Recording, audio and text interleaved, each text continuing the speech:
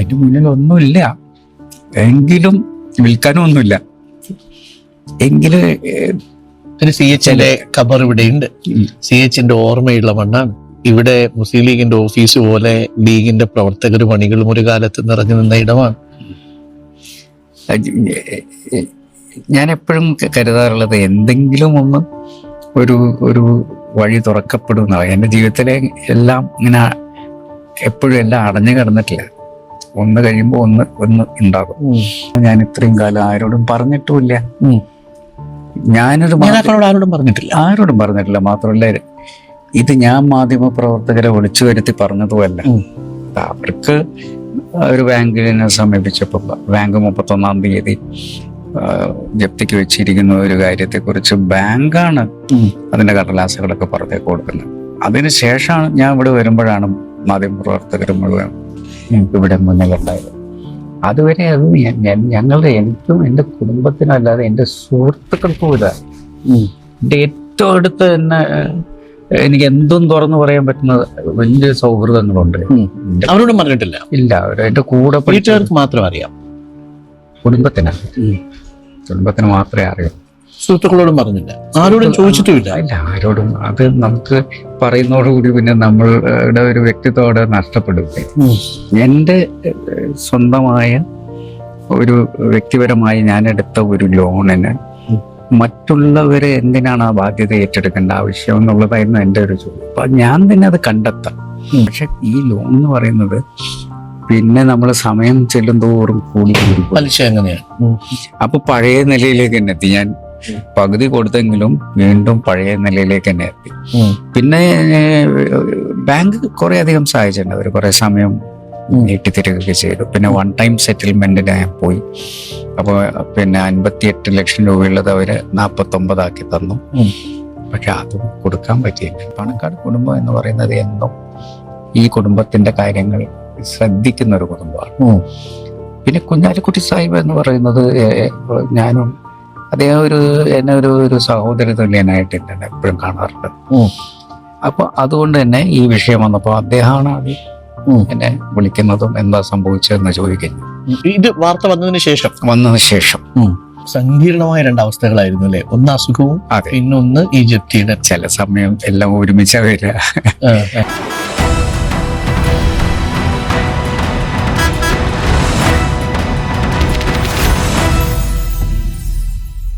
നമസ്കാരം. ഞാൻ എൻ്റെ ജീവിതത്തിലെ ആദ്യത്തെ മാധ്യമപ്രവർത്തനം തുടങ്ങുന്നത് ദൂരദർശനിലാണ്. പക്ഷേ ഒരു മുഴുവൻ സമയ ജേർണലിസ്റ്റ് എന്ന നിലയിൽ എന്നെ പരുവപ്പെടുത്തിയെടുത്തിയ മാധ്യമ സ്ഥാപനം ഇന്ത്യ വിഷനാണ്. അന്ന് ഇന്ത്യ വിഷന്റെ പരിശീലന വേളയിൽ ഞങ്ങൾ ഇന്നത്തെ വിവിധ മാധ്യമ സ്ഥാപനങ്ങളുടെ തലപ്പത്തിരിക്കുന്നവരെല്ലാവരും ഒരുമിച്ചുണ്ടായി. അന്ന് മുനീർ സാഹിബ് നോട് ചോദ്യം ചോദിക്കാൻ ഒരു അവസരം ഉണ്ടായിരുന്നു. അന്ന് മുനീർ സാഹിബ് അവിടെ ഉള്ളപ്പോൾ ഞാനൊരു ചോദ്യം ചോദിച്ചു. മുനീർ സാഹിബിനെതിരായിട്ടുള്ളൊരു വാർത്ത വന്നാൽ എങ്ങനെയാണ് ഇന്ത്യ വിഷൻ അത് കൈകാര്യം ചെയ്യേണ്ടത്? മുനീർ സാഹിബിന് ചിലപ്പോൾ ഓർമ്മയുണ്ടാവും. അന്ന് വേദിയിൽ മുനീർ സാഹിബ് ഉണ്ട്. മുനീർ സാഹിബ് പറഞ്ഞൊരു വാചകം, ഒരു ഭയവും കൂടാതെ അതിന്റെ വസ്തുത പരിശോധിച്ച് അത് റിപ്പോർട്ട് ചെയ്യണം എന്നാണ്. ഇന്ത്യ വിഷൻ ഇന്നില്ല. പല രൂപത്തിൽ പല ചാനലുകൾ വന്നു. ഇന്ത്യ വിഷന്റെ സന്തതികളാണെന്ന് പറയാൻ ഞങ്ങൾക്ക് അഭിമാനമേ ഉണ്ടായിരുന്നുള്ളൂ എല്ലാ കാലത്തും. ഇന്നിപ്പോൾ മറ്റൊരവസ്ഥയിലാണ് ഞങ്ങൾ നിൽക്കുന്നത്. ഒരുപക്ഷെ അതെങ്ങനെയാണെന്ന് വളരെ വൈകാരികമായൊരു നിമിഷമാണ്. ഞങ്ങളൊട്ടും പ്രതീക്ഷയില്ല. ഇവിടെ വരുമ്പോൾ എപ്പോഴും ഭക്ഷണത്തിലും അതിഥികളെ സ്വീകരിക്കുന്നതിലും ഒക്കെ തൽപരനാണ് മുനീർ സാഹിബ്. മുനീർ സാഹിബിന്റെ വീട് ജപ്തി എന്ന് പറഞ്ഞപ്പോൾ ഞങ്ങൾക്കൊക്കെ സങ്കടം വന്നു. ഒരുപക്ഷെ ആ കുടുംബത്തിലുണ്ടായിരുന്ന ഇന്ത്യ വിഷൻ കുടുംബത്തിലും അല്ലാതെയുമുള്ള എല്ലാവർക്കും. ഞങ്ങൾ സ്വപ്നത്തിൽ പോയി വിചാരിച്ചില്ല. നമ്മളുടെയൊക്കെ പൊതുബോധത്തിലുണ്ടായിരുന്ന മുനീർ സാഹിബ് അത്യാവശ്യം നല്ല സാമ്പത്തിക നിലയിൽ മുന്നോട്ട് പോകുന്ന ആളാണ് എന്ന നിലയിൽ തന്നെയായിരുന്നു. പക്ഷേ ഇവിടെ വരുമ്പോഴാണ് അങ്ങനെയല്ല എന്ന് മനസ്സിലാവുന്നത്. അപ്പൊ മുനീർ സാഹിബിന്റെ ജപ്തിയുടെ സങ്കടങ്ങളെല്ലാം ഒഴിഞ്ഞു നിൽക്കുന്നു.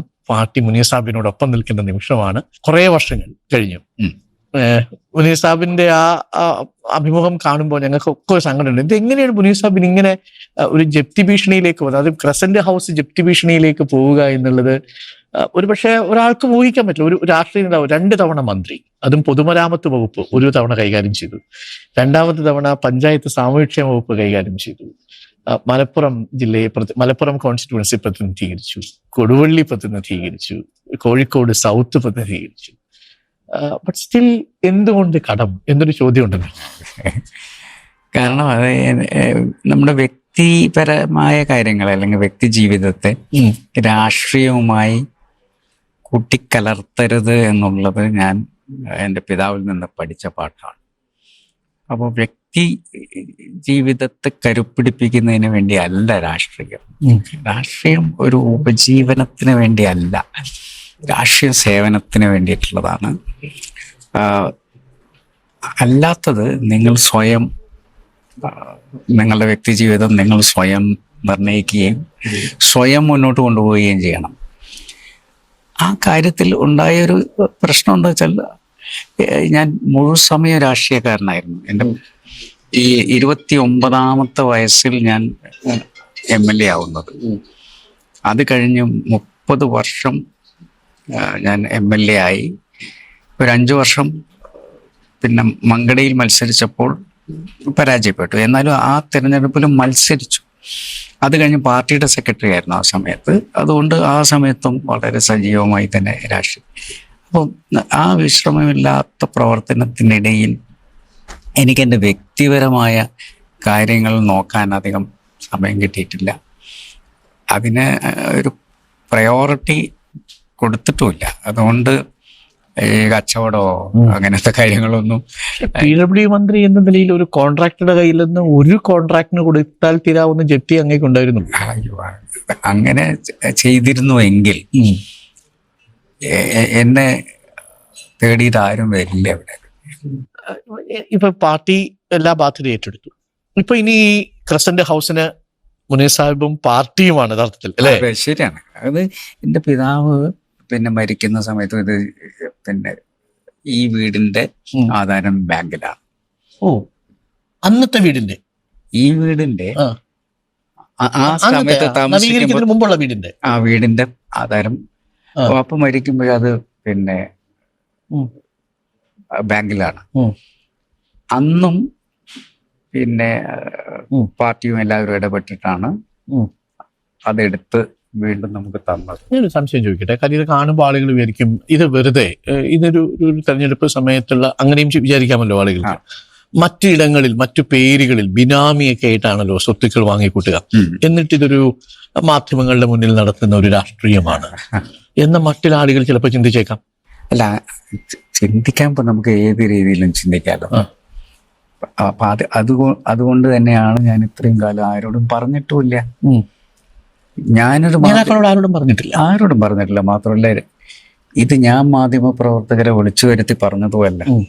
അവർക്ക് ഒരു ബാങ്കിനെ സമീപിച്ചപ്പോൾ ബാങ്ക് 31-ാം തീയതി ജപ്തിക്ക് വെച്ചിരിക്കുന്ന ഒരു കാര്യത്തെക്കുറിച്ച് ബാങ്കാണ് അതിന്റെ കടലാസുകളൊക്കെ പുറത്തേക്ക് കൊടുക്കുന്നത്. അതിനുശേഷമാണ് ഞാൻ ഇവിടെ വരുമ്പോഴാണ് മാധ്യമപ്രവർത്തകർ മുഴുവൻ ഇവിടെ മുന്നിലുണ്ടായത്. അതുവരെ അത് ഞങ്ങളുടെ എനിക്കും എൻ്റെ കുടുംബത്തിനും അല്ലാതെ എൻ്റെ സുഹൃത്തുക്കൾക്കും ഇല്ല. എൻ്റെ ഏറ്റവും അടുത്ത് തന്നെ എനിക്ക് എന്തും തുറന്നു പറയാൻ പറ്റുന്ന വലിയ സൗഹൃദങ്ങളുണ്ട്. അവരോടും പറഞ്ഞിട്ടില്ല? ഇല്ല, അവരുടെ കൂടെ വീട്ടുകാർക്ക് മാത്രം അറിയാം. കുടുംബത്തിന് മാത്രമേ അറിയൂ. സുഹൃത്തുക്കളോടും പറഞ്ഞില്ല? ആരോടും ചോദിച്ചിട്ടുമില്ല? ഇല്ല, ആരോടും. അത് നമുക്ക് പറയുന്നതോടുകൂടി പിന്നെ നമ്മളുടെ ഒരു വ്യക്തിത്വം നഷ്ടപ്പെടുക. എൻ്റെ സ്വന്തമായ ഒരു വ്യക്തിപരമായി ഞാൻ എടുത്ത ഒരു ലോണിന് മറ്റുള്ളവരെ എന്തിനാണ് ആ ബാധ്യത ഏറ്റെടുക്കേണ്ട ആവശ്യം എന്നുള്ളതായിരുന്നു എൻ്റെ ഒരു ചോദ്യം. അപ്പൊ ഞാൻ തന്നെ അത് കണ്ടെത്താം. അപ്പൊ എനിക്ക് ഒരു കൊച്ചു വീട്, ഞാൻ ആദ്യം താമസിച്ചിരുന്നത് ജാഫർ ഖാൻ കോളനിയിൽ, അതൊരു 8 സെന്റ് സ്ഥലത്ത് ഞാനൊരു വീട് എടുത്തു. ആ വീട് അന്ന് എടുത്തത് MLA ലോണുണ്ട്, ആ ലോണിലാണ് എടുത്തത്. പക്ഷെ അത് പതുക്കെ ചെറിയ ലോണായിരുന്നു, അടച്ചു വീട്ടി. അപ്പൊ ഇതിന്റെ ലോണ് ഇത് ഒന്ന് നവീകരിക്കുന്നതിന് വേണ്ടി വന്നിട്ടുള്ള 70 ലക്ഷം രൂപയാണ് മൊത്തം. CHന്റെ ഖബർ തൊട്ടപ്പുറത്താണ്, തൊട്ടടുത്ത്. അപ്പൊ അതിനു വേണ്ടി എടുത്ത 70 ലക്ഷം രൂപയാണ്. അപ്പൊ മറ്റേ വീട് പിന്നീട് സഹോദരിക്ക് വേണ്ടിയിട്ട്? അല്ല, ആ വീട് ഞാൻ വിറ്റു. ആ തുക ഇതിൽ പകുതി ലോൺ കൊടുത്തു. പകുതി ലോൺ കൊടുത്തു.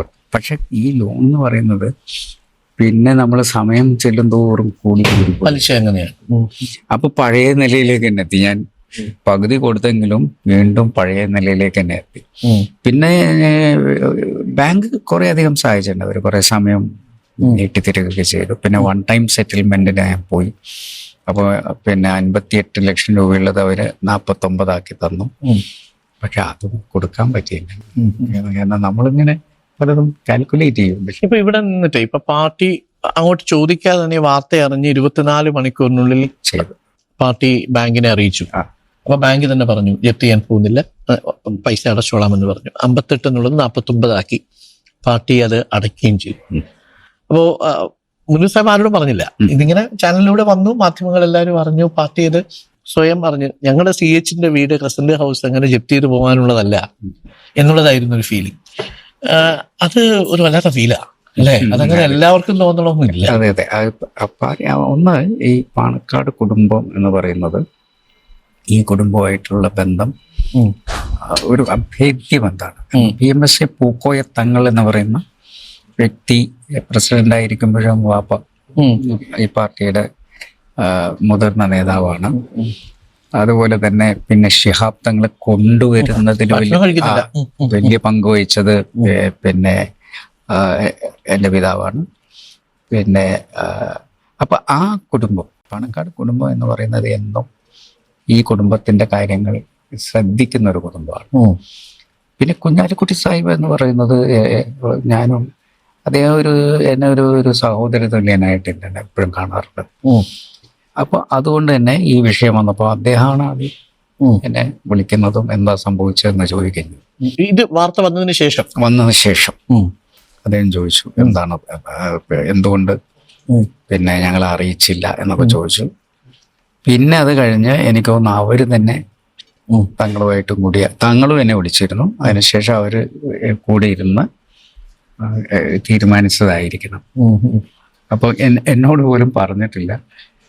അവിടെ അടച്ചു കഴിഞ്ഞ് കുറെ കഴിഞ്ഞപ്പം അവിടെ ബാങ്കിൽ നിന്ന് എന്നെ വിളിച്ചു പറഞ്ഞു, നിങ്ങളുടെ ലോൺ സെറ്റിൽ ചെയ്തു. ആ സമയത്ത് തോന്നുന്നൊരു ഒരു ഒരു ഒരു ഫീലിംഗ് ഉണ്ടല്ലോ.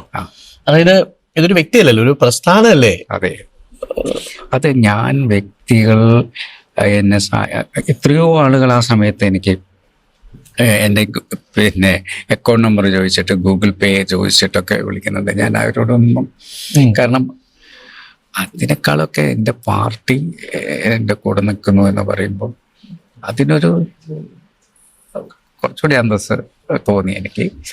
പക്ഷെ അതേസമയം മറ്റുള്ളവർ കാണിച്ച ഒരു സ്നേഹം ഉണ്ടല്ലോ, അത് പ്രതിസന്ധി ഘട്ടത്തിൽ ഇവരെല്ലാം കൂടെ ഉണ്ടാകും എന്ന് പറയുന്ന ഒരു വലിയ സന്ദേശമുണ്ടല്ലോ. ഈ ലീഗിൽ നിന്ന് മാത്രമേ ഉണ്ടായുള്ളൂ, മറ്റു പാർട്ടികളിൽ നിന്നുള്ള മറ്റു പാർട്ടികളിൽ നിന്നും വിളിച്ചിട്ടുണ്ട്. എല്ലാവരും, അതായത് ഇടതുപക്ഷത്തു നിന്നും എല്ലാവരും വിളിച്ചിട്ടുണ്ട്, എല്ലാ ഭാഗത്തുനിന്നും വിളിച്ചിട്ടുണ്ട്. ഈ വിവരം വാർത്ത അറിഞ്ഞിട്ട് വിളിച്ചിട്ടുണ്ട്. വന്നപ്പോ അന്നും അതേപോലെ തന്നെ അതേപോലെ തന്നെ. ഇത് എനിക്കൊന്ന് മുനീർ സാഹിബിന്റെ ലൈഫിലെ ഏറ്റവും സങ്കീർണമായ രണ്ടവസ്ഥകളായിരുന്നു അല്ലെ? ഒന്ന് അസുഖവും, പിന്നൊന്ന് ഈ ജപ്തിയുടെ. ചില സമയം എല്ലാം ഒരുമിച്ചാ വരിക. അപ്പൊ രോഗം വന്നു, അത് കുറച്ച് കലശലായിപ്പോയി. പിന്നെ അതിൽ നിന്നും മുക്തി നേടി ഇങ്ങനെ വരികയാണ്. അപ്പോഴേക്കാണ് ഈ പ്രശ്നം കൂടി വന്നു. അപ്പം ചില സമയത്തെല്ലാം അങ്ങനെ ഒരുമിച്ച് വരും. പക്ഷെ നമ്മള് ഒപ്റ്റിമിസ്റ്റിക് ആയി മുന്നോട്ട് പോയി കഴിഞ്ഞാൽ, പാർട്ടി ഇങ്ങനെ ഒരു തീരുമാനം എടുത്തില്ലായിരുന്നെങ്കിൽ മുനീർ സാഹിബ് ഇത് എങ്ങനെ പരിഹരിക്കാനായിരുന്നു ഉദ്ദേശിച്ചത്? എന്റെ മുന്നിൽ ഒന്നുമില്ല, എങ്കിലും വിൽക്കാനും ഒന്നുമില്ല. എങ്കിലും CHന്റെ ഖബർ ഇവിടെയുണ്ട്. CHന്റെ ഓർമ്മയുള്ള മണ്ണാണ്. ഇവിടെ മുസ്ലിം ലീഗിന്റെ ഓഫീസ് പോലെ ലീഗിന്റെ പ്രവർത്തകർ പണികളും ഒരു കാലത്ത് നിറഞ്ഞു നിന്ന ഇടമാണ്. ഞാൻ എപ്പോഴും കരുതാറുള്ളത് എന്തെങ്കിലും ഒന്ന് ഒരു വഴി തുറക്കപ്പെടുന്നതാണ്. എൻ്റെ ജീവിതത്തിലെ എല്ലാം ഇങ്ങനെ എപ്പോഴും എല്ലാം അടഞ്ഞു കിടന്നിട്ടില്ല. ഒന്ന് കഴിയുമ്പോൾ ഒന്ന് ഉണ്ടാകും. ഉദാഹരണത്തിന് ഞാൻ കോർപ്പറേഷൻ കൗൺസിലർ ആയിരിക്കുമ്പോൾ എൻ്റെ വരുമാനം എന്ന് പറയുന്നത് വളരെ കുറച്ചാണല്ലോ. അപ്പോഴേ ഞാൻ കല്യാണം കഴിക്കുന്നത് 1991. ഞാനിങ്ങനെ ആലോചിച്ചു എങ്ങനെയാണ് ഇനി മുന്നോട്ട് പോവുക. ഇപ്പൊ MLA ആവുന്നു. MLAയുടെ ആ പണം മതി, ശമ്പളം മതി ഞങ്ങൾക്ക്, ഞാനും ഭാര്യയും മാത്രമേ ഉള്ളൂ. അത് കഴിഞ്ഞ് കുട്ടികളൊക്കെ ആവുമ്പോഴേക്കും മന്ത്രിയാവുന്നു. അപ്പം ശമ്പളത്തിലൊക്കെ ചെറിയ വർധന വരുന്നു. അപ്പം അത് മതി. അപ്പം അങ്ങനെ ഓരോ പ്രതിസന്ധി വരുമ്പോഴും തനിയെ തന്നെ ഓരോ വാതിലുകൾ തുറക്കപ്പെട്ടിട്ടുണ്ട്. അതുപോലെ തന്നെയാണ് രോഗം വന്നപ്പോഴും എല്ലാ ആളുകളും ഒരുമിച്ച് നിന്ന് അവരുടെ പ്രാർത്ഥനയും അവരുടെ ഒരു പിന്തുണയും അതിന് ഉണ്ടായിട്ടുണ്ട്. സാധാരണ ഈ ഇടതുപക്ഷത്തെ രാഷ്ട്രീയക്കാരെ കുറിച്ചാണ് പറയുക. അവര് ഇപ്പൊ സി എച്ച് ചിദംബരനെ കുറിച്ച് പറയില്ല, അധികാരം ഒഴിഞ്ഞതിന് ശേഷം KSRTC ബസ്സിൽ യാത്ര ചെയ്ത സി എച്ച് ചിദംബരനെ കുറിച്ച് പറയും. അതേപോലെ മറ്റു മുതിർന്ന കമ്മ്യൂണിസ്റ്റ് നേതാക്കൾ ഇപ്പം പിണറായിയെ കുറിച്ച് പറയുന്ന 65 ലക്ഷം രൂപയെ ഇത്രയും കഴിഞ്ഞതിന് ശേഷം അക്കൗണ്ടിലുള്ളൂ എന്ന് പറയും. പല പാർട്ടികളിലും അതുണ്ട്. ഇപ്പൊ ഉമ്മൻചാണ്ടി സാറിന്റെ കാര്യത്തിലാണെങ്കിലും അത് പറയാറുണ്ട്. പക്ഷെ വളരെ അപൂർവമാണ് അല്ലേ? നമ്മള് എന്താന്ന് വെച്ച് കഴിഞ്ഞാൽ പൊതുവേ ഒരു ധാരണ വന്നു പോയിട്ടുണ്ടല്ലോ. ചിലപ്പോ ചില ആളുകൾ ചെയ്തിട്ടുള്ള വഴിവിട്ട പ്രവർത്തനങ്ങൾ മൊത്തം രാഷ്ട്രീയക്കാരുടെ പേരിൽ അങ്ങനെ ഒരു ചാപ്പ കുത്തിയിട്ടുണ്ട് എന്നുള്ളതാണ്. ബഹുഭൂരിപക്ഷം ആളുകളും ഇപ്പം നമ്മുടെ പാർട്ടിയിൽ തന്നെ എടുത്തു നോക്കി കഴിഞ്ഞാൽ എത്രയോ ആളുകൾ ഇതേപോലെ പ്രയാസപ്പെടുന്നവര് MLA-മാരുണ്ട്. ഞാൻ മാത്രമൊന്നുമല്ല. ഈ ജപ്തി നോട്ടീസ് വരുമ്പോ വൈഫിനോട് എന്താ പറഞ്ഞത്? സംസാരിക്കുമല്ലോ, പറയുമല്ലോ. അതെ, വൈഫിനോട് ഞാൻ പറഞ്ഞിട്ടുണ്ട്, നമുക്ക് ഇങ്ങനെ ഒരു പ്രതിസന്ധി ഉണ്ട്, നമുക്ക് തീർക്കാൻ ശ്രമിക്കാം. തീർക്കാൻ ശ്രമിക്കാത്ത ഘട്ടം വന്നു കഴിഞ്ഞാൽ പിന്നെ അതിന് നമ്മൾ തയ്യാറായിരിക്കണം. നമുക്ക് വേറെ മാർഗമില്ലെങ്കിൽ പിന്നെ ഇത് ഒഴിയേണ്ടി വന്നു കഴിഞ്ഞാൽ അത് നമ്മൾ അതിന് തയ്യാറായിരിക്കണം മാനസികമായി. അവരൊക്കെ അതിന് മക്കളൊക്കെ അതിനെ അനുസരിച്ച് പാകപ്പെടുത്തിയതാണ്. അപ്പൊ അവർക്കതിന് ഞാൻ എന്ത് പറയുന്നു അത് തന്നെ അവരുടെ തീരുമാനമായിട്ട് വരും. അതിന്റെ ഉമ്മയും അങ്ങനെ തന്നെയായിരുന്നു. ഉമ്മയും ഒരു വാപ്പയെ എപ്പോഴും സപ്പോർട്ട് ചെയ്തിട്ടുള്ള ഒരു വ്യക്തിയായിരുന്നു. അതുകൊണ്ട് തന്നെ നമുക്ക് കുടുംബം നമ്മുടെ കൂടെ നിൽക്കുമ്പോൾ തന്നെ നമുക്ക് പകുതി ആശ്വാസമായില്ലേ. പിന്നെ നമ്മൾ സൗഹൃദം, സുഹൃത്തുക്കൾ എല്ലാം ഉണ്ട്. അപ്പം എന്തെങ്കിലും ഒരു പ്രയാസം വരുമ്പോൾ നമ്മളെ ഒന്ന് ആശ്വസിപ്പിക്കാനെങ്കിലും ഉണ്ടാവുമല്ലോ. ഈ ഇത്രയെത്തി ഇപ്പൊ ഒലിവ് എന്ന് പറയുന്ന ഒരു പുസ്തകം ശാല, അതൊരു അറ്റംപ്റ്റ് ആയിരുന്നു. ഇന്ത്യ വിഷൻ മറ്റൊരു അറ്റംപ്റ്റ് ആയിരുന്നു. ഇതിലൊക്കെ ശ്രമിക്കുമ്പോഴും ഒരു പോസിറ്റീവായിട്ടാണല്ലോ വരിക. പക്ഷെ ഇത് ഒരു ഘട്ടത്തിൽ പാളിപ്പോകുന്നു എന്ന് തോന്നുമ്പോൾ എന്താ തോന്നുന്നു? അതെ, ഇന്ത്യ വിഷൻ എന്ന് പറയുന്നത് ഒരു കൂട്ടായ്മയിൽ ഉണ്ടാക്കിയുള്ള, അറിയാലോ. ഈ ബാധ്യതയ്ക്ക് അതുമായിട്ട് എന്തെങ്കിലും ബന്ധമുണ്ടോ? ഇല്ല. ഇന്ത്യ വിഷൻ കമ്പനിയല്ലേ. കമ്പനിയും കമ്പനിയുടെ കാര്യങ്ങളും വേറെ തന്നെയാണ് പോകുന്നുള്ളത്. ഇത് എൻ്റെ വ്യക്തിപരമായി ഞാൻ ഇതിനു വേണ്ടി എടുത്തിട്ടുള്ള, ഇത് നവീകരിക്കുന്നതിന് വേണ്ടി. അതുകൊണ്ടാണല്ലോ 70 ലക്ഷം രൂപ വരുന്നുള്ളൂ. ഇപ്പൊ തോന്നുന്നുണ്ടോ ഇത് ഇത്രയും വേണ്ടായിരുന്നു എന്ന് തോന്നുന്നുണ്ടോ ഇപ്പോ? അതായത് ഈ നവീകരിക്കാൻ അത്രയും ഒരു ഉത്തരവാദിത്വം അല്ല. ഞാൻ പറയുന്നത് ഇത് വളരെ എന്താണ് പറയാ, ഡെവലപ്ഡ് കണ്ടീഷനിൽ കിടക്കുകയായിരുന്നു.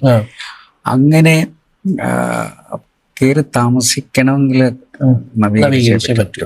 ഞാൻ ഒന്നുകൂടി ചോദിച്ചോളൂ, ഇപ്പൊ പൊളിറ്റിക്സിലേക്ക് വന്നാല് ഈ ഘട്ടത്തിലും മത്സരിക്കണമെന്ന് അങ്ങ് ആഗ്രഹിച്ചില്ലേ ശരിക്കും ഒരു തവണ കൂട്ടി? ഇല്ല.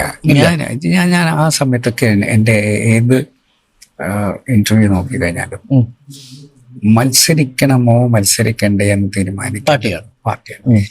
പക്ഷെ ഞാൻ കയറിയിട്ട് ഞാൻ മത്സരിക്കില്ല എന്ന് ഞാൻ പറഞ്ഞിട്ടില്ല. അതെന്താ പറയാത്തെന്ന് വെച്ചാൽ അത് പറയേണ്ടതും പാർട്ടിയാന്ന് വിശ്വസിക്കുന്ന ആളാണ്. കാരണം ഞാൻ മത്സരിക്കില്ല എന്ന് പറയുമ്പോൾ എന്താ, ഞാനാണ് അവിടെ, ഞാനെന്ന് പറയുന്ന ഒരു സാധനം അതിനകത്ത് കയറി വരുന്നുണ്ട്. നീ മത്സരിക്കണമോ മത്സരിക്കണ്ടേ എന്ന് തീരുമാനിക്കേണ്ടത് പാർട്ടി ആയതുകൊണ്ട് പാർട്ടിയുടെ കാര്യത്തിന് വേണ്ടി. പാർട്ടി എന്ന് പറഞ്ഞിരുന്നെങ്കിൽ കോഴിക്കോട് സൗത്തിലെങ്കിൽ മത്സരിക്കാൻ വില്ലിങ് ആവുമായിരുന്നു. ഞാൻ പറയുന്നത് പാർട്ടി എന്ത് പറഞ്ഞാലും ഞാൻ ചെയ്യുമായിരുന്നു. പക്ഷെ എനിക്ക് ആരോഗ്യ പ്രശ്നം ഉണ്ടായിരുന്നു. അപ്പൊ അതിന്റെ പരിമിതികൾ പാർട്ടിക്ക് അറിയാം. അപ്പൊ ഒരു ചൊറുചുറുക്കൾ നമുക്ക് പഴയ കാലത്ത് ഓടി നടന്ന് വോട്ട് പിടിക്കാനൊന്നും കഴിയില്ല എന്നുള്ളൊരു സാധനം എൻ്റെ ഉള്ളിലുണ്ട്. നമ്മളുടെ പരിമിതികൾ മനസ്സിലാക്കണമല്ലോ. ആ കാര്യമൊക്കെ പാർട്ടിക്കും അറിയാം. കാരണം അവരും എൻ്റെ ആരോഗ്യത്തിനാണ് മുൻഗണന തന്നിട്ട്. അതും ഒരു തരത്തിലുള്ള ചേർത്ത് പിടിക്കലല്ലേ. അവന്റെ ആരോഗ്യം അവൻ ശ്രദ്ധിക്കണം എന്ന് പറയുന്നത് ഒരു ചേർത്ത് പിടിക്കലായിട്ടാണ് ഞാൻ കാണുന്നത്. അതായത് സീറ്റ് കിട്ടാഞ്ഞതിൽ വിഷമമല്ല ഉള്ളത്, അതെ, ആ ചുമതല ഏൽപ്പിക്കാഞ്ഞതിൽ സന്തോഷമേ ഉള്ളൂ. അത്രേ ഉള്ളൂ. കാരണം എന്താ വെച്ചാൽ ചിലപ്പം നമുക്കത് വിജയകരമായി പൂർത്തീകരിക്കണ്ടേ. ആ തെരഞ്ഞെടുപ്പ് പ്രചരണവും ഒക്കെ പൂർത്തീകരിക്കണമല്ലോ. അപ്പൊ ചിലപ്പം അതിന് സാധിക്കാതെ വന്നു കഴിഞ്ഞാൽ പാർട്ടിയെയാണ് ബാധിക്കുക. അപ്പൊ പാർട്ടിക്ക് ഒരു പോറലിൽ ഞാൻ കാരണം ഉണ്ടാവാൻ പാടില്ല. അതുകൊണ്ട് അത് കഴിഞ്ഞ് പാർട്ടിയോട് ഞാൻ എൻ്റെ പ്രശ്നങ്ങൾ പറയുകയും ചെയ്തിട്ടുണ്ട്. സാധിക്കല് തങ്ങൾ പിന്നീട് പറഞ്ഞു, മുനീറൻ എൻ്റെ അടുത്ത് വന്ന കാര്യങ്ങൾ പറഞ്ഞിരുന്നു. പക്ഷെ ഞാൻ പറഞ്ഞു, നിങ്ങൾ പ്രഖ്യാപിക്കുന്ന സമയത്ത് അത് പറഞ്ഞാൽ മതി. അപ്പൊ പ്രഖ്യാപിക്കുന്നതിന് മുമ്പ് അദ്ദേഹം വീണ്ടും വിളിച്ചു, എന്താണ് ചെയ്യേണ്ടത് എന്ന്. തങ്ങൾക്ക് എന്താണോ അത് പറഞ്ഞാൽ അതിന്റെ കൂടെ ഞാനുണ്ടാവും. 100%. അത് കഴിഞ്ഞ് ഞാൻ അപ്പൊ തന്നെ പത്രക്കാരെ കണ്ടിട്ട് എൻ്റെ പൂർണ്ണമായ പിന്തുണ ഈ സ്ഥാനാർത്ഥികളെ ജയിപ്പിക്കുന്നതിലുണ്ടാകും. ഈ ജീവിതത്തിൽ ഇത്രയും ഘട്ടമെത്തി, ജീവിതത്തിൽ നിന്ന് പഠിച്ച അല്ലെങ്കിൽ ഒരുപാട് പേര് ഇത് കാണുന്നുണ്ട്, അവരുടെ അടുത്ത് കൊടുക്കാനുള്ള ഒരു ലൈഫിൽ നിന്ന് കിട്ടിയൊരു മെസ്സേജ് എന്താ? ഒരുപാട് ഇന്നോവേറ്റീവ്, എന്നാൽ ഈ പറയുന്ന പോലെ കച്ചവടം എന്ന് പറയുന്നത് വഴങ്ങില്ല എന്ന് മനസ്സിലായി. പക്ഷേ പുസ്തകശാല, ഞാൻ പറഞ്ഞ പോലെ മാധ്യമം, രാഷ്ട്രീയം, പഠിച്ച പ്രൊഫഷൻ വേറെ, എല്ലാം തൊട്ട് പോയി എന്നുള്ളതല്ലാതെ ഒന്നും നമുക്ക് ഒന്നിലേക്കും അങ്ങനെ ഇറങ്ങി ചെല്ലാൻ പറ്റത്തില്ല. ഇപ്പൊ എനിക്ക് എൻ്റെ ഏറ്റവും വലിയ സമ്പത്ത് എന്ന് പറഞ്ഞ പുസ്തകങ്ങളാണ്. ഈ ലൈബ്രറി പോലെ. പിന്നെ ഞാൻ വേറൊരു ഒരു വാടകയ്ക്കൊരു വീടുണ്ടായിരുന്നു. പിന്നെ അത് കുറെ ആൾക്കാർ കൂടിയിട്ട് CH ലൈബ്രറിയിൽ നിന്ന് ഞാൻ പേരൊക്കെ ഇട്ടിട്ട് 10-20,000 പുസ്തകം അവിടെ ഞാൻ ശേഖരിച്ചു വെച്ചിട്ടുണ്ട്. ഞാൻ പാടണമെന്ന് ആഗ്രഹിച്ച് കുറച്ച് പാട്ട് പഠിക്കാനൊക്കെ പോയി. പകുതി വെച്ച് ഈ പാട്ട് പഠിപ്പിക്കുന്നവർക്ക് പാട്ട് മറന്നു പോകുന്ന ഒരവസ്ഥയിലേക്ക് എത്തി. കാരണം എല്ലാ ക്ലാസ്സിലും ഞാൻ പങ്കെടുക്കില്ല. തബല പഠിക്കാൻ നിന്നു. അവസാനം തബല മാസ്റ്റർക്കും ഒന്നും പൂർത്തിയാക്കാൻ മതിയായി. അതെ, ചില രാത്രികൾ പൂർത്തീകരിക്കാൻ അല്ലെങ്കിൽ പറ്റാതെ പോയ, നടക്കാതെ പോയ ഒരു ഡ്രീം ഉണ്ടെങ്കിൽ അതെന്തായിരിക്കും? അങ്ങനെ ഒരു ആരോഗ്യം ശ്രദ്ധിക്കാൻ പറ്റാതെ പോയതാണോ? അപ്പൊ ഞങ്ങളുടെ എൻ്റെ അടുത്തൊരു സുഹൃത്ത് സോഷ്യൽ മീഡിയയിൽ എഴുതിയിട്ടുണ്ട്, കേരളത്തിലെ രാഷ്ട്രീയ നേതാക്കളിൽ ഏറ്റവും സുന്ദരനായിരുന്നു എന്ന്. ഇപ്പോഴും സുന്ദരനാണ് കേട്ടോ, ആയിരുന്നു എന്നുള്ളതന്നെ.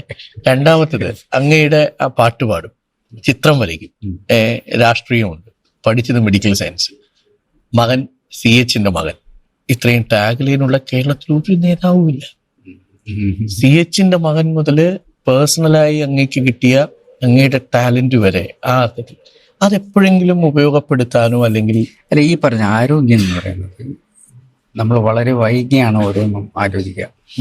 കാരണം ഈ ചിട്ടയായ ജീവിതമാണല്ലോ ആരോഗ്യത്തിന് ഏറ്റവും പ്രധാനം. കൃത്യമായ ഉറക്ക്, കൃത്യമായിട്ടുള്ള വ്യായാമം, കൃത്യമായ ഭക്ഷണം, ഇത് മൂന്നും എനിക്കുണ്ടായിട്ടില്ല. ഉറക്കം പലപ്പോഴും എനിക്ക് ഇൻസോമിനിയ എന്ന് പറയുന്ന ഉറക്കമില്ലായ്മയാണ് എന്നെ അലട്ടിയ പ്രശ്നം. ഇപ്പോഴും ഉണ്ടോ ഈ പ്രശ്നം? ഉണ്ട്. പൂർണ്ണ ഉറക്കം കിട്ടുന്നില്ല. 2-3 മണിക്കൂറൊക്കെ ശരിക്കും ഒരു ഡീപ്പ് സ്ലീപ്പിലൊക്കെ ഉണ്ടാവും. 2 ഭക്ഷണപ്രിയൻ. അത് എൻ്റെ പിതാവിൻ്റെ ജീനാണ് എനിക്കുള്ളത്. അദ്ദേഹം ഭക്ഷണം കണ്ടു കഴിഞ്ഞാൽ അദ്ദേഹം പറയാറുണ്ടായിരുന്നു, നമ്മുടെ പാർട്ടിയിലെ ഏറ്റവും പ്രധാനം സഹനശക്തിയും ദഹനശക്തിയും ഉണ്ടാവണം, തീയിൽ ഉണ്ടാവണമെങ്കിൽ. അപ്പം ദഹനശക്തി ഉണ്ടാവണം എന്ന് പറഞ്ഞാൽ ഒരു ദിവസം ചിലപ്പം 3 പ്രാതൽ, അതേപോലെ വൈകുന്നേരം 3 ഡിന്നർ. അപ്പൊ നമ്മൾക്ക് 3 നേരത്തെ ഭക്ഷണം എന്നുള്ളത് 8 നേരത്തെയും 9 നേരത്തെയും ഭക്ഷണം. അത് തന്നെയാണ് ഞാനും പിൻപറ്റിയത്. കാരണം കല്യാണ വീടുകളിൽ പോകുമ്പോൾ എല്ലാ വീടുകളിലും അവരെ തൃപ്തിപ്പെടുത്താൻ വേണ്ടി നമ്മൾ കഴിച്ചുകൊണ്ടിരിക്കും. അത് എൻ്റെ ആരോഗ്യത്തെ വല്ലാതെ ബാധിച്ചു. കാരണം ഞാൻ 30-ാം വയസ്സിൽ തന്നെ എനിക്ക് പ്രമേഹം പിടിപെട്ടു. അത് പിന്നെ ശ്രദ്ധിക്കാതെ വന്നപ്പോൾ അത് ന്യൂറോപ്പതിയായി മാറി. അപ്പം കാല് തരിപ്പുകൾ വന്നു. അതാണ് എൻ്റെ നടത്തത്തിനുള്ള പ്രശ്നങ്ങളിലേക്ക് പോയി. ഇതൊക്കെ ഞാൻ ശ്രദ്ധിച്ചിരുന്നെങ്കിൽ ഇന്നും ഒരു ആരോഗ്യ പ്രശ്നത്തിൻ്റെ പേരിൽ പിന്നെ എനിക്ക് ഇങ്ങനെ ഒരു അവസ്ഥ വരില്ലായിരുന്നു. കാരണം ആശുപത്രിയിൽ കിടക്കുക, നിരന്തരം ആശുപത്രിയിൽ കിടക്കുക, അതൊന്നും ഉണ്ടാവില്ലായിരുന്നു. പിന്നെ വ്യായാമവും കൃത്യമായി ചെയ്യാൻ പറ്റുന്നത്. ഈ വ്യായാമവും ഇതുപോലെ തന്നെ ഞാൻ തൊട്ടില്ല എന്ന് പറഞ്ഞ് പോയിട്ടില്ല. ഞാൻ കളരി അഭ്യസിച്ച ആളാണ്. അതൊരു വർഷം അഭ്യസിച്ചുള്ളൂ. ഞാൻ ബാംഗ്ലൂരിലൊക്കെ ജിംനേഷ്യത്തിൽ സ്ഥിരമായി പോയിക്കൊണ്ടിരുന്ന ആളാണ്. അതും പൂർത്തിയാക്കിയില്ല. പിന്നെ ജിമ്മിൽ പോയി, പിന്നെ ജിമ്മ് ചെയ്തില്ലെങ്കിൽ അത് കൂടുതൽ അപകടമാണ്. അങ്ങനെ ആരോഗ്യത്തെ വളരെ അലസമായി കണ്ട ഒരു പൂർത്തിയാകാത്ത ചിത്രത്തിന് ഭംഗിയുണ്ടാവും അല്ലെ? പാടി പൂർണ്ണമായിട്ട് മുഴുമിക്കാത്ത പാട്ടിനൊരു ഭംഗിയുണ്ടാവും അല്ലെ? അങ്ങനെ വിടുക എന്നുള്ളതല്ലാതെ അല്ലേ? ഓ, പക്ഷെ ഇനി എന്നാലും- ആരോഗ്യം ശ്രദ്ധിക്കണം എന്നാണ് ഒരു അനുജൻ എന്ന നിലയിൽ എനിക്ക് പറയാനുള്ളത് അങ്ങയുടെ. എന്റെ പിതാവ് 56-ാമത്തെ വയസ്സിലാണ് മരിച്ചു പോകുന്നത്. ഞാൻ 63 എത്തി. അപ്പൊ ആ ഒരു കാര്യത്തിൽ ഞാൻ പിതാവിനെ മറികടന്നു. അല്ല, അതൊന്നും ആലോചിക്കാറായിട്ടില്ല. അതല്ല, ആലോചിച്ച കുറച്ചുകൂടി തീർച്ചയായിട്ടും തീർച്ചയായിട്ടും മുമ്പിലുണ്ടല്ലോ, ഇനിയും ഉണ്ടല്ലോ തെരഞ്ഞെടുപ്പ്. ഒരു അനുജന്റെ ഇതുപോലെ തീർച്ചയായിട്ടും തീർച്ചയായിട്ടും ഇനിയിപ്പോ വലിയ തിരക്കുകൾ അങ്ങ് എടുത്ത് വെക്കരുത് എന്നുള്ളതാണ് എല്ലാവരും. എന്തായാലും ശ്രദ്ധിക്കാം, കുറെയൊക്കെ ശ്രദ്ധിക്കാം. കാരണം ഇനിയെങ്കിലും കുറച്ച് സമയം ഇവർക്കും കൂടി കൊടുക്കട്ടെ. കുറച്ച് കുടുംബത്തിന് ആവശ്യമുണ്ട് സമയം, അല്ലേ? പക്ഷെ പൂർണ്ണമായും രാഷ്ട്രീയത്തിൽ നിന്ന് അങ്ങനെ പിന്മാറുന്നു എന്നതായിട്ട് ഇല്ലല്ല, പറയുക ഉണ്ടാവും ഇവിടെ, അല്ലേ? അത് പാർട്ടി എന്ത് ചുമതല ഇനി ഏൽപ്പിച്ചാലും പിന്നെ അവിടെ പോയി പ്രസംഗിക്കൂ, ഇവിടെ പോയി പ്രസംഗിക്കൂ. ഈ തെരഞ്ഞെടുപ്പിന് പോകുന്നുണ്ടോ? പ്രചരണത്തിന് പോകുന്നുണ്ട്. ഞാൻ തിരുവനന്തപുരം മുതൽ, കാരണം ആ. പിന്നെ CP ജോണൊക്കെ എന്റെ വളരെ ഞങ്ങൾ ഒരുമിച്ച് പിന്നെ ഇത് LSCD കമ്മിറ്റിയിലൊക്കെ ഉണ്ടായിരുന്നു. ഷിബു ഞങ്ങള് ഒരുമിച്ച് പഠിച്ചതാണ്, ക്ലാസ്മേറ്റ്സ് ആണ് ഞങ്ങള്. ബേബി ജോണും ബാപ്പിയും തമ്മിലുള്ള ബന്ധം അറിയാലോ. അവിടെയൊക്കെ പോകുന്നുണ്ട്. അങ്ങനെയൊക്കെ ചില സ്ഥലങ്ങളൊക്കെ എനിക്ക് പോയേ പറ്റുള്ളൂ. പക്ഷെ എല്ലാവരും ആത്മബന്ധമുള്ളവരാണ്. പക്ഷെ 140 സ്ഥലത്തും പോകാൻ പറ്റില്ല. കുറച്ച് വളരെ പ്രധാനപ്പെട്ട സ്ഥലങ്ങളിലൊക്കെ ഒന്നും. സ്നേഹം, താങ്ക് യു. ഭക്ഷണത്തിന് കഴിച്ചു തീർക്കാം. എന്നാലും സംസാരിച്ചുകൊണ്ടിരുന്ന ഭക്ഷണം കഴിക്കുന്ന കാര്യം വിട്ടുപോയി. അപ്പോ നമ്മുടെ ഈ വീടിന്റെ പ്രത്യേകത എന്താണെന്ന് വെച്ചാൽ ക്രസന്റ് ഹൗസ് എന്നാണല്ലോ. CH അതിപ്പോ മുനീർ സാഹിബ് പറഞ്ഞപ്പോഴാണ് ഞാൻ മനസ്സിലാക്കുന്നത്. മുനീർ സാഹിബ് താമസിച്ച വീടുകൾക്കെല്ലാം ഒരു CH ഉണ്ടായിരുന്നു, അല്ലേ? വാപ്പ താമസത്തിനും ക്ലിഫ് ഹൗസ് CH, പിന്നെ കന്റോൺമെന്റ് ഹൗസ് രണ്ടാമത്തെ CH, മൂന്നാമത്തത് ക്രസന്റ് ഹൗസ് CH. ആ വീടാണ് നഷ്ടപ്പെട്ടു പോകുമെന്ന നിലയിൽ നിന്ന് ലീഗ് എന്ന് പറയുന്ന പാർട്ടി മുനീർ സാഹിബിനെ ചേർത്ത് നിർത്തി ആ വീട് ഇപ്പോ മുനീർ സാഹിബിന്റെ സ്വന്തമായിരിക്കുന്നു. അതായത് മുനീർ സാഹിബിന്റെ മാത്രമല്ല, പാർട്ടിയുടെ കൂടി സ്വന്തമായിരിക്കുന്നു മുനീർ സാഹിബ് വഴി, അല്ലേ? തീർച്ചയായിട്ടും. അപ്പോൾ അത് ഒരു ഭാഗത്ത് നമ്മളിപ്പോ കാണാമെന്ന് അതുകൊണ്ടല്ല, കുറെ നാളായി കാണണമെന്ന് ആഗ്രഹിക്കുന്നു. അപ്പൊ എന്തായാലും താങ്ക് യു മുനീർ സാഹിബ്. ഭക്ഷണത്തിന് മാത്രമല്ല, ഒരിക്കൽ കൂടി പറയുന്നു, ആരോഗ്യം. തീർച്ചയായും. Thank you.